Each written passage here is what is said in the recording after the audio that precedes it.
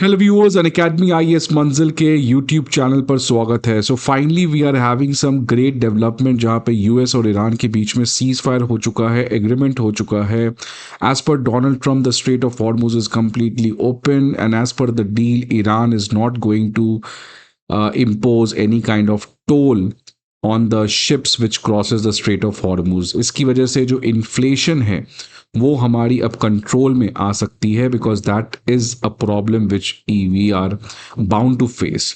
आज इकॉनमी से रिलेटेड एक और बहुत बड़ी डेवलपमेंट आई है जहां पे इंडिया का सबसे पहला प्रोड्यूसर प्राइस इंडेक्स का सीरीज रिलीज किया गया है by the ministry of commerce and industry. आपको पता है कि इंडिया में इन्फ्लेशन को मेजर करने के जो इंडेक्स हैं वो हैं सीपीआई और डब्ल्यूपीआई, लेकिन अब 5 साल में डब्ल्यूपीआई को ग्रेजुअली रिप्लेस कर दिया जाएगा with a new index known as producer price index in order to measure the inflation from the perspective of producer, because CPI जो है जिसका full form है consumer price index, this basically is a index which tries to understand how inflation affects the consumer, the retail people.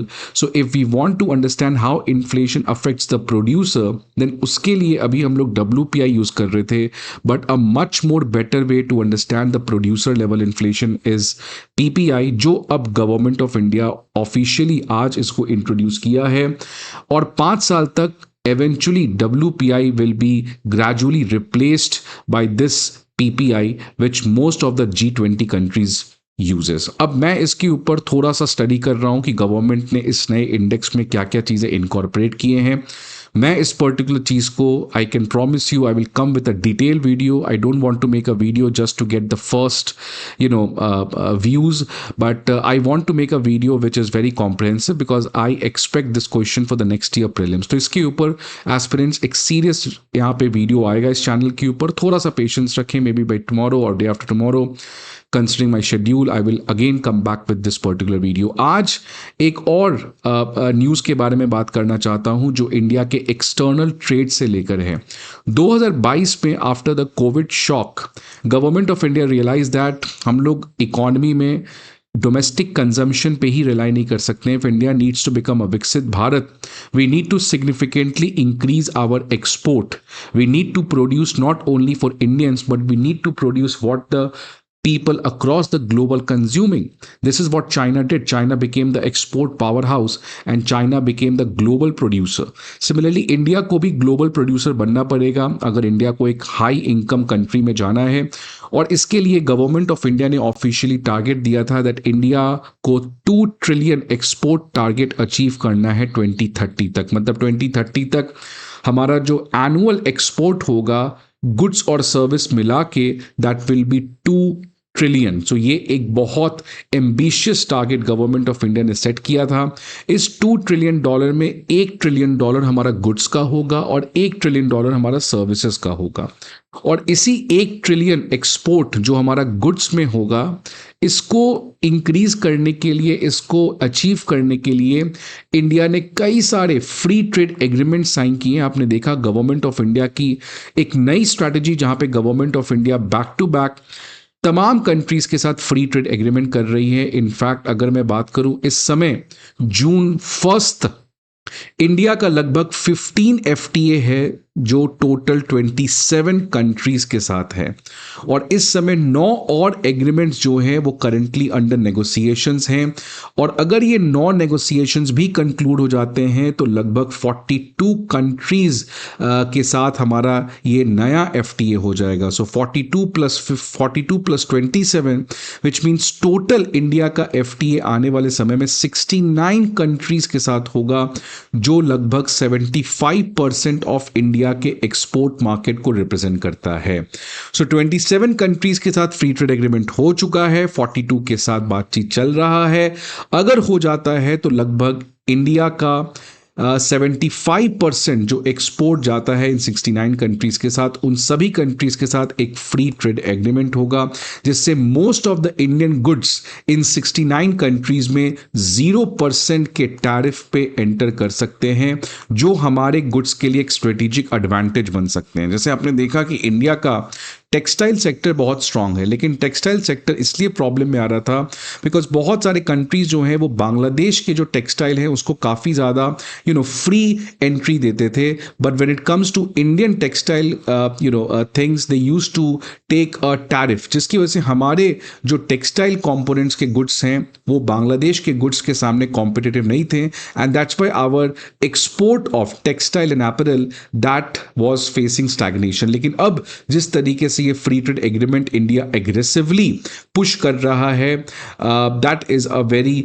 Great development, और इसका एक ही reason है कि ये जो $1 ट्रिलियन का एक्सपोर्ट भारत का टारगेट है ये हमें अचीव करना है, और भारत को ये लगता है कि हम कर सकते हैं बिकॉज आज धीरे धीरे चाइना के ऊपर जो डिपेंडेंस है वो हर एक कंट्री कम करना चाह रहे हैं, और अब बहुत सारे western companies China plus one strategy के अंदर, if they're having one factory in China, so now they are going to create one factory in India, so that if there is a tomorrow tension with China, तो मैं केवल China के ऊपर 100% import dependence ना रहूं, rather I should also diversify my supply chain by including friendly democracy like-minded countries like India, और साथ ही साथ वियतनाम, इंडोनेशिया, मेक्सिको, बहुत सारे और कंट्रीज में। तो ये जो एक $1 ट्रिलियन का गुड्स एक्सपोर्ट का टारगेट है और $2 ट्रिलियन का टोटल एक्सपोर्ट का टारगेट है, ये गवर्नमेंट ऑफ इंडिया का इस समय एक इमीडिएट प्रायोरिटी है। लेकिन अगर आप डेटा देखेंगे तो आज एक डेटा आया है जहां पे हमारे पास मई 2026 एक महीने का डेटा आया है। उस एक महीने के डेटा में गवर्नमेंट की तरफ से यह कहा गया है कि इंडिया ने रिकॉर्ड ब्रेक कर दिया है, बिकॉज जो हमारा गुड्स का एक्सपोर्ट है वो अपने ऑल टाइम हाई पे पहुंच चुका है। मतलब किसी भी महीने इससे ज्यादा एक्सपोर्ट भारत ने नहीं किया है, which is a massive $45.2 billion in 1 month which is May 2026। लेकिन इस रिकॉर्ड ब्रेकिंग एक्सपोर्ट के बावजूद जो इंडिया का ट्रेड डेफिसिट है, trade deficit means export minus import, तो अगर आप एक्सपोर्ट इंपोर्ट सेम करते हो तो आपका जीरो हो जाता है, but when you export less than import, अगर आप एक्सपोर्ट कम करते हो जितना आप बाहर से इंपोर्ट करते हो, that is when you have deficit. China के साथ एक्सपोर्ट ज्यादा है एज कंपेयर टू इंपोर्ट, तो उनका ट्रेड सरप्लस है। सो इंडिया के केस में जो ट्रेड डेफिसिट है वो in fact बढ़ा है, and the reason for this is that although our export has increased, but the rate of import has increased at a much more higher pace than the rate at which my export has increased. That is why although my export has increased, but still my trade deficit has increased. So that raises a serious question that should we only target to increase our export, or should we also target to minimize trade deficit? Because if you are having a higher export but that becomes useless, meaningless if your trade deficit is increasing. Because why do we want trade surplus? Because whenever we sell more than buy from outside, we earn dollar. Because whenever we are selling something to outsiders, they pay us in dollar. Whenever something we are buying from outside, मतलब हम लोग बाहर से import कर रहे हैं, so we have to pay in dollar. So if we have a surplus, the dollar which we are earning is more than the dollar which we are paying, which means on a net basis India earns dollar. तो अगर export बढ़ता है लेकिन trade deficit भी बढ़ता है तो as such कोई हमारे फॉरेक्स रिजर्व पे खास सिग्निफिकेंट इंक्रीज नहीं मिलेगा। ये तो एक महीने का डेटा हो गया, लेकिन अगर मैं पूरे साल की डेटा की बात करूं, 2025 से लेकर 2026 की डेटा की बात करूं, तो इंडिया का एक्सपोर्ट पूरे साल में, जब तमाम तरीके की अनसर्टेनिटी है, our export has increase. That's a remarkable thing, I must tell. 4.22% से हमारा एक्सपोर्ट बढ़ता है टू $860 बिलियन। सो आप देख सकते हैं ये इंडिया का टोटल एक्सपोर्ट है $860 बिलियन का, ऑल्दो हमारा टारगेट है $2 ट्रिलियन का, मतलब लगभग अभी इसको 2.5 टाइम्स हमें इंक्रीज करना पड़ेगा, और अब हमारे पास 4 साल है। तो क्या 2 ट्रिलियन हो पाएगा कि नहीं हो पाएगा ये तो समय बताएगा, बट ऑब्वियसली एक बात तो है कि हमारा इंडिया का जो एक्सपोर्ट है वो इंक्रीज कर रहा है, लेकिन ये एक्सपोर्ट इंक्रीज करने से इंडिया को मदद नहीं मिल पा रही है, बिकॉज जो ट्रेड डेफिसिट है वो भी बढ़ रहा है। जैसे आप देखेंगे 2025-26 में क्या हुआ कि इंडिया का एक्सपोर्ट 4.22% से बढ़ा, that's a good thing, but हमारा जो इंपोर्ट है it has increase by 6.47%, and that has led to the widening of the overall trade deficit. और ओवरऑल ट्रेड डेफिसिट जो 2024-2025 में गुड्स और सर्विस मिला के था, that was around $95 billion, which has increase to $120 billion in 2025-2026। इसीलिए एक बात तो क्लियर है कि इंडिया को अपने एक्सटर्नल ट्रेड का जो ये स्ट्रैटेजी है उसको कोर्स करेक्ट करना पड़ेगा, because more than increasing the export, we should always be very cautious, we should always be very vigilant, we should always be trying to ensure anyhow that our trade deficit subsidizes, and that should be the immediate priority of the government. और इसके लिए आप देख सकते हैं Indian express में एक editorial आया है जो आपके मेंस पॉइंट ऑफ व्यू से बहुत इंपॉर्टेंट है। और ये क्यों इंपॉर्टेंट हो जाता है मैं आपको इसका कॉन्टेक्स्ट बता देता हूं। You know that in the recent couple of years government of India ने तमाम कंट्रीज के साथ एफटीए किया। मैंने आपको यहाँ पे इस चीज़ को डिस्कस भी किया कि इंडिया जो है वो कैसे ऑलरेडी 27 कंट्रीज के साथ कर चुका है, and we are having a negotiation for 42 countries more, जिसकी वजह से eventually we'll have a FTA with 69 countries. But whether this FTA की प्रति जो हमारा एक blind obsession है, whether it's a good strategy or whether it is a wrong strategy in the wrong direction. So that's what we have to debate. और उसी context में Indian express में एडिटोरियल आया है कि इंडिया FTA जो कर रहा है that's a good thing, but history has proven that for India FTA कर तो लेते हैं बट लॉन्ग टर्म में इंडिया को इससे नुकसान होता है। तो ये जो फ्री ट्रेड एग्रीमेंट है, सबसे पहले तो ये क्या होता है यही समझ लें आप। बहुत बेसिक्स में मैं बता दूं कि अगर मान लो ये कंट्री ए है और ये कंट्री बी है, तो ए के सामान बी में जाएंगे, बी के सामान ए में जाएंगे। अगर दोनों के बीच में एग्रीमेंट नहीं है तो लेट्स से ए का सामान बी में जाएगा तो 10% टैरिफ लगेगा। मैं एग्जाम्पल ले रहा हूं, हर एक गुड्स के ऊपर अलग अलग टैरिफ लगता है। टैरिफ मतलब कस्टम ड्यूटी, मतलब अगर कोई भी सामान ए का बी में एंटर करता है तो उसमें कितना ड्यूटी पे करना पड़ेगा ए को, जो वो सामान बेच रहा है बी में। सिमिलरली अगर बी का सामान ए में जाएगा, सो लेट्स से जो टैक्स है, जो कस्टम ड्यूटी है, वो लेट्स से 15% है। अब ए और बी ने डिसाइड किया कि देखो यार, क्यों हम दोनों एक दूसरे को टैरिफ लगा रहे हैं, let's integrate our economy and let's decide कि 10% को 0% कर देते हैं और 15% को 0% कर देते हैं। विच मीन्स ए के गुड्स अब बी में एंटर करेंगे 0% पे, बी के गुड्स ए में एंटर करेंगे 0% में, which means the trade has now become free, the barriers is over.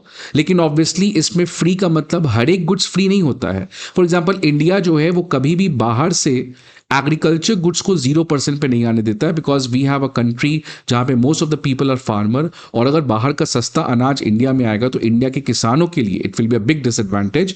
So yes, in free trade agreement most of the goods enter free except the goods which matters to A, जो FTA से बाहर रहता है, except the goods which matters to B, जिसको FTA से बाहर रखा जाता है।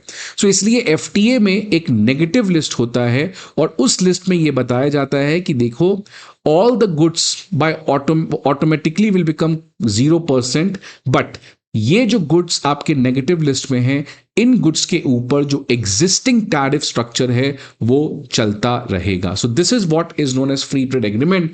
और इसका ऑब्जेक्टिव होता है that if you open the barrier, your two countries का लॉन्ग टर्म में ट्रेड जो है वो और बढ़ता है, और यही ऑब्जेक्टिव है फ्री ट्रेड एग्रीमेंट का। लेकिन इंडियन एक्सप्रेस में एक बहुत ही इंपॉर्टेंट स्कॉलर अजय श्रीवास्तव जो ट्रेड रिलेटेड मैटर से लिखते हैं, और उनका ये कहना है कि एफटीएस तो आपने कर लिया, but don't forget that FTS जो है वो इंडिया के लिए बहुत बड़े प्रॉब्लम बन सकते हैं। और इसके लिए 4 रीजंस उन्होंने बताए हैं कि why India should consider FTAs with a pinch of salt, why India should be very much cautious with respect to ये जो फ्री ट्रेड एग्रीमेंट हमने कंट्रीज के साथ साइन किया है। उसके लिए उन्होंने 4 चीज के बारे में बात किया है। पहला उन्होंने कहा है कि अगर आप हिस्टोरिकली देखें तो इंडिया ने जिनके साथ एफटीए साइन किया है उसमें एक चीज है कि जो कंट्री, लेट्स से ये इंडिया है और ये बी कंट्री ऑस्ट्रेलिया है, तो जिस भी कंट्री के साथ इंडिया ने फ्री ट्रेड एग्रीमेंट किया है उसमें हुआ क्या है, हिस्टोरिकली अगर मैं तमाम कंट्रीज को देखूं तो इंडिया का एक्सपोर्ट तो बहुत ही कम बढ़ा है, लेकिन ऑस्ट्रेलिया का एक्सपोर्ट इंडिया में बहुत ज्यादा बढ़ा है। विच मीन्स एफटीए का बेनिफिट इंडिया के एक्सपोर्टर्स के लिए काफी कम रहा है। एफटीए का बेनिफिट ऑस्ट्रेलिया के एक्सपोर्टर्स जो इंडिया में अपने गुड्स को बेच रहे हैं उनके लिए ज्यादा है। And that is why free trade agreement की वजह से इंडिया ऑस्ट्रेलिया के बीच में trade has significantly increased, but the trade deficit of India has also increased, because India का एक्सपोर्ट काफी कम इंक्रीज हुआ as compared to the Australian exporters who are exporting their goods to India. अगर आप देखेंगे इंडिया आसियान जिसके साथ हमारा एफटीए हुआ है, 2007-9 से लेके 2024-25 का डेटा को अगर मैं कंबाइन करूं तो इंडिया का आसियान के साथ जो 10 कंट्रीज हैं, trade deficit has grown by 381%, Japan के साथ 318% और कोरिया के साथ 268%। As compared to rest of the world, जिसके साथ हमारा ट्रेड डेफिसिट 142% से इंक्रीज हुआ है, विच मीन्स इंडिया का ट्रेड डेफिसिट तो बढ़ा है, no doubt, which means obviously हमारा एक्सपोर्ट से ज्यादा हमारा इंपोर्ट बढ़ा है, बट ये जो ट्रेड डेफिसिट है it has increased with the rest of world by only 142%। लेकिन जिन कंट्रीज के साथ हमारा एफटीए है उनके साथ तो हमारा ट्रेड डेफिसिट डबल रेट से बढ़ा है, which clearly shows that FTAs in the past has never worked for India. बहुत सारे लोग कहेंगे देखो वो पुरानी सरकार थी, उसने एफडीए को गलत तरीके से साइन किया, ये आज की सरकार है, ये सब कुछ सही कर देगी। बट अगेन आई होप वो सब सही कर देगी, आई विश कि वो सब सही कर देगी, आई कंसिडर कि वो केपेबल है, बट करेगी कि नहीं करेगी आई कैन नॉट गारंटी। ये आपका जॉब है, ये इनफैक्ट आपका जॉब भी नहीं है। आप एस्पिरेंट्स को केवल डेटा देखना है और अपने एग्जाम में straight to the point with complete objective. ये कुछ लोग बायस्ड हो जाते हैं बहुत, मैं उन बायसनेस में नहीं आता हूं, बिकॉज कमेंट्स भी आप कभी कभार देखोगे, सम विल से कि यार ये बीजेपी एंटी है, वो कोई कहेगा प्रो कांग्रेस है। See I don't consider all these things, these are the data and I'm not taking data of Hindustan Times or Navbharat Times or ETV News. These are the data of authentic newspaper who has enjoyed a great amount of respect. These are the scholars who are highly respected among the policy circle. So ये उनके data हैं, इसमें मेरा एक भी data मेरे side से नहीं है. So this is the data which you can write in exam whenever you have to say that India की गवर्नमेंट को एफटीए को केयरफुली देखना चाहिए, because past FTAs has costed India a lot. और अगर मैं आने वाले समय में देखूं जो नए कंट्रीज के साथ हमारा एफटीए हुआ है, यूएई, ऑस्ट्रेलिया, मॉरिशियस और ईएफटीए, इन कंट्रीज को इंडिया टोटल एक्सपोर्ट करता है $48.6 बिलियन, बट इनसे इंडिया इंपोर्ट करता है $100 बिलियन, विच मीन्स अगेन पुराने एफटीए में हमारा ट्रेड डेफिसिट तो बढ़ा है और आने वाले कंट्रीज के साथ जो हमारा एफटीए हुआ है उसमें भी हमारा ट्रेड डेफिसिट बढ़ेगा। अब दूसरा चीज जिससे सेकंड कंसर्न है जो अजय श्रीवास्तव जी ने हाईलाइट किया है कि इंडिया के एक्सपोर्टर्स जो हैं वो कम एफटीए का बेनिफिट उठाते हैं एज कंपेयर टू जो बाहर के एक्सपोर्टर्स हैं, उनका बेनिफिट काफ़ी। अब देखो जैसे ये इंडिया है और ये मान लो सिंगापुर है या मान लो ऑस्ट्रेलिया है। अब इंडिया ने ऑस्ट्रेलिया के साथ 2 साल पहले एफटीए किया है। अब इंडिया का मान लो एफटीए नहीं हुआ था पहले, मैं एफटीए की पहले की बात करूं तो अगर इंडिया का सामान ऑस्ट्रेलिया जाता तो लगभग ऑस्ट्रेलिया में 4% का टैरिफ लगता। अगर ऑस्ट्रेलिया का सामान इंडिया के ऊपर आता तो क्योंकि इंडिया डेवलपिंग कंट्री और हमें अपने लोकल इंडस्ट्रीज को ज़्यादा बचाना है तो हम लोग ज़्यादा टैरिफ लगाते हैं। लेट्स से हमने 12% का टैरिफ लगाया है।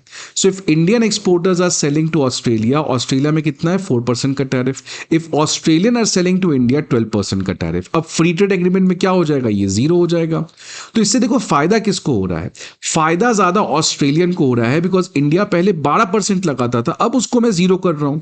और इंडियन एक्सपोर्टर्स के लिए तो पहले से कम टैरिफ था ना 4%, और अब ये अगर 4% हट भी जाता है तो इंडिया के एक्सपोर्टर्स जो सामान ऑस्ट्रेलिया में बेच रहे हैं उसमें कोई सिग्निफिकेंट कॉस्ट कट नहीं हो पाएगा, उसका सिग्निफिकेंट कोई प्राइस कट नहीं हो पाएगा, because already the tax slab was very less. और इस 4% को बचाने के लिए, फ्री ट्रेड एग्रीमेंट का फायदा उठाने के लिए जो एक्सपेंसिव डॉक्यूमेंटेशन वर्क है वो भी बहुत मुश्किल है।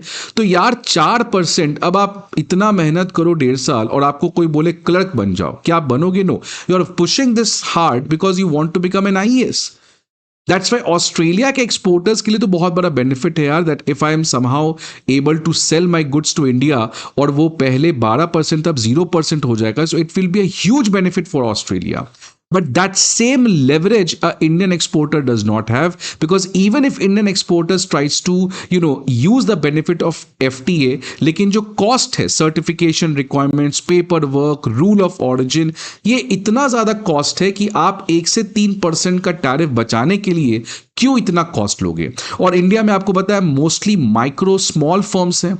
इन स्मॉल फर्म्स के पास ऑलरेडी इतना financial awareness, trade related awareness है नहीं। So that is what Indian Express argues, that the stake for an Australian exporter is far more higher than the stake for Indian exporter. इसीलिए होगा क्या कि Indian exporters को काफी benefit नहीं पहुंचेगा as compared to Australian exporters. And this is why होता क्या है, इससे जो हमारा ट्रेड डेफिसिट है वो आपका इंक्रीज कर जाता है, जो हमने देखा बाकी कंट्रीज के कंपैरिजन में। तीसरा चीज जो अगेन बहुत इंपॉर्टेंट है, ये इन्वर्टेड ड्यूटी स्ट्रक्चर से रिलेटेड है। इन्वर्टेड ड्यूटी स्ट्रक्चर का सिंपल मतलब, ये देखिए नॉर्मल ड्यूटी स्ट्रक्चर है। नॉर्मल ड्यूटी स्ट्रक्चर में अगर आपकी कंपनी रॉ मटेरियल खरीदती है तो 5% का टैक्स देना है, और अगर आप फिनिश गुड्स को बेचते हो तो 20% का टैक्स देना है, which means the tax on raw material is less than the tax on raw material is less than the tax on finish goods.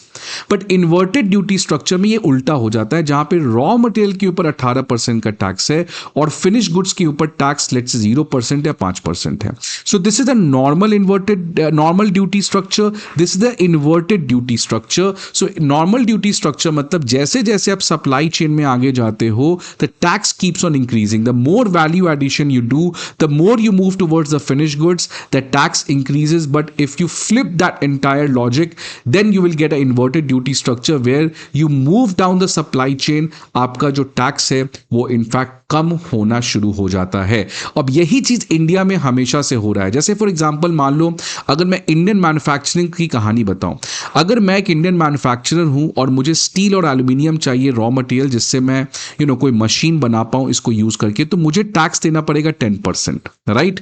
अब देखो क्या होगा, मैंने उसको बना दिया, ठीक है। अब अगर मान लो कोई, मैं ऑस्ट्रेलिया की बात कर लूं, ऑस्ट्रेलिया में जनरली जो इनपुट टैरिफ है स्टील एल्यूमिनियम के ऊपर वो 0% है।